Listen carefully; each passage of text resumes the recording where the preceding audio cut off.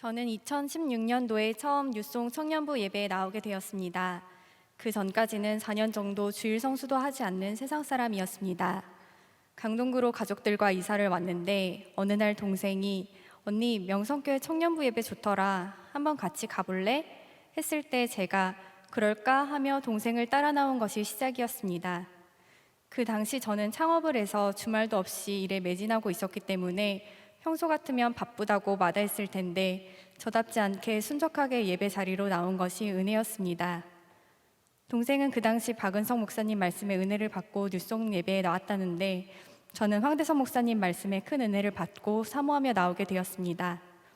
하루는 친한 청년들에게 둘러싸여 있는 황대성 목사님과 얼핏 눈이 마주친 것 같아서 고개만 꾸벅 인사를 하고 지나가려는데 목사님께서 새 가족인 저를 향해 허리를 숙여 인사를 해주셔서 깜짝 놀라 도망간 적이 있습니다. 목사님을 가까이에서 뵙고 있는 지금도 가끔 그때 생각을 하면 참 꿈만 같습니다. 꿈만 같은 일들은 뉴송 예배를 드리는 가운데 계속 일어났습니다. 저와 동생의 오랜 기도 제목은 우리 아빠 교회에 오게 해주세요였습니다. 공동체에서 중보기도 제목으로 항상 이 기도 제목을 이야기하곤 했었는데 저희 아버지께서는 코로나로 모두가 교회를 떠나가던 2020년에 교회에 등록하셔서 지금은 믿지 않는 친척들을 전도하고 계십니다. 올해는 조카가 태어나기 전에 일독을 하시겠다며 6개월 만에 일독을 하시고 교통사고를 당하셨을 때도 사고를 낸 청년을 전도하시는 등 믿을 수 없는 일들을 하고 계십니다. 아버지께서 2020년에 교회에 등록하셨을 때는 등록하시자마자 한 달 뒤에 할아버지께서 돌아가시고 그 길로 아버지께서 갑작스레 메니에르라는 희귀한 병으로 인해 이틀에 한 번씩 쓰러지셨었습니다. 그 당시 저는 사업을 정리하고 취업도 못한 상황이었고 아버지께서 쓰러지시는 것을 보면서도 아무것도 할 수 없었지만 말씀을 읽을 때 하나님께서 일하신다는 담임 목사님의 새벽 말씀을 붙잡고 말씀과 모든 새벽 예배, 공예배, 뉴송 예배를 붙잡으며 견뎌나갔습니다. 작년에 팀장 직분을 맡으며 팀과 함께 중보기도를 할 때 아버지 메니에르 병 낫게 해주세요라는 기도 제목을 냈는데 팀원들의 중보기도를 받고 아버지께서 기적처럼 완쾌하셔서 지금은 건강하게 조카를 돌보며 행복해하고 계십니다. 함께 기도해준 동역자들을 위해 저도 사랑과 진심을 담아 기도합니다. 재앙 같은 모든 순간에 더욱 짜임새 있는 은혜로 인도하셨던 주님께서 우리의 한계를 넘어 사랑하는 가족들을 위해 지금도 신실하게 일하시는 줄을 믿습니다. 영혼이 주님께 돌아오는 과정이 때론 이해할 수 없고 아프더라도 결국 해산하는 아픔은 잊혀지고 생명의 기쁨으로 넘치게 하실 것입니다. 하루를 견디기가 어려운 요즘 오직 청년 시절에 드릴 수 있는 뉴송 예배를 통해 주님이 우리 대신 만손으로 일해주시는 이 치트키 같은 은혜를 꼭 모두가 경험하기를 소망합니다.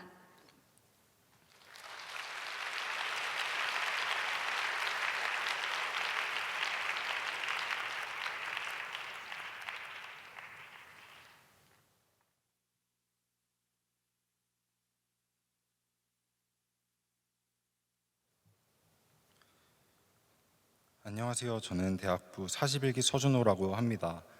제가 올 한 해에 만난 하나님의 이야기를 잠시나마 짧게 들려드리려고 합니다. 저는 2023년 학예 수련회를 통하여 중보기도의 힘을 배웠습니다. 중보의 힘이 얼마나 중요한지 다른 사람의 중보기도를 통하여 나의 행동과 나의 마음이 변화되는 것을 배웠습니다. 또 저는 2023년 학예 수련회에서 베드로전서라는 말씀으로 하나님을 만났습니다. 베드로전서 4장 말씀으로 은혜를 받은 저는 그 말씀을 친구들과 함께하는 카톡방에 공유했습니다. 시간이 흘러서 최근에 오랜만에 공유한 그 베드로전서 말씀이 보고 싶어서 카톡방을 찾아봤습니다. 하지만 친구들과 함께하는 카톡방에 찾아봐야 하는 것을 실수로 가족 카톡방에 검색하여 찾아봤습니다.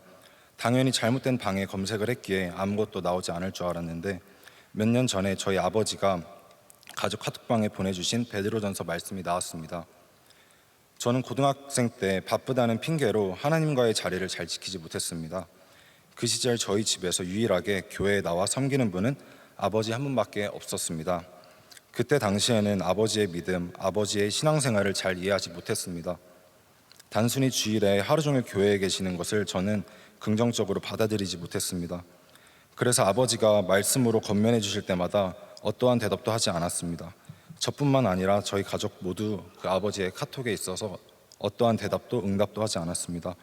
그렇게 모두가 무시하고 아무런 반응도 하지 않으면 마음이 어려워 권면을 멈추실 텐데 몇 년 전 아버지의 카톡을 보니 아버지는 그렇게 행동하지 않으셨습니다.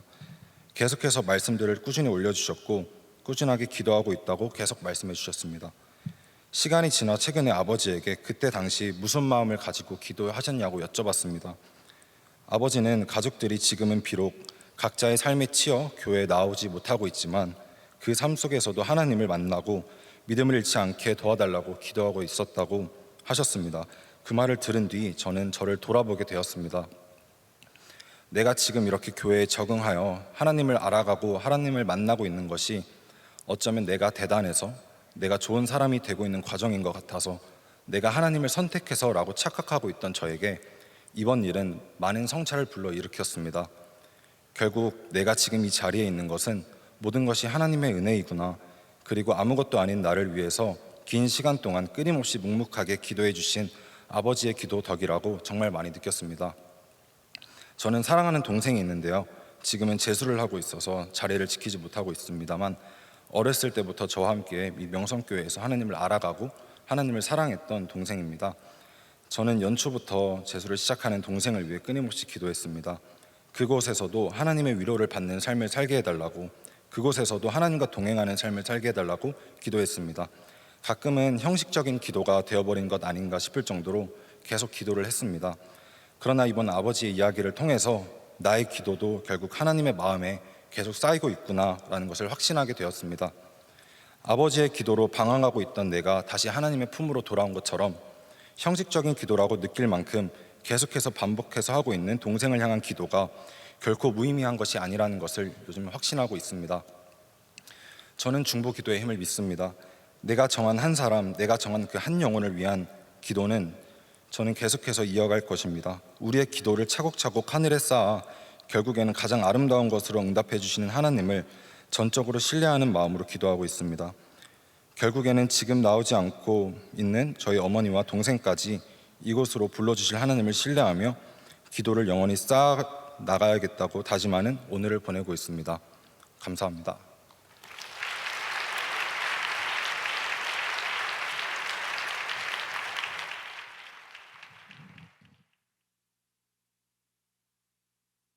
저는 청년부의 첫째, 대학부의 둘째와 셋째 자녀를 보내고 있는 아버지입니다. 오늘 여러분과 함께 청년대학부를 통해서 베풀어 주신 하나님의 은혜를 나누고자 합니다. 첫 번째 은혜는 하나님의 인도하심입니다. 부모로서 가장 큰 기대는 대학 시절 공부를 열심히 해서 남부럽지 않은 직장에 취업하는 것이요, 좋은 배우자를 만나서 결혼하길 바라는 것 또한 모든 부모들의 당연한 바람이라고 생각됩니다. 첫째는 대학 시절 원주 기숙사에서 생활을 했는데 찬양팀 봉사를 하느라 금요일 오후면 서울에 올라와서 월요일 새벽에 학교로 돌아가는 생활을 했습니다. 일주일에 3분의 1을 교회에서 보낸 것을 볼 때 걱정이 되기도 하여 시간을 잘 활용해라고 설득하기도 했었습니다. 믿음의 부모라 해도 자녀들에 대해서는 별 수가 없었습니다.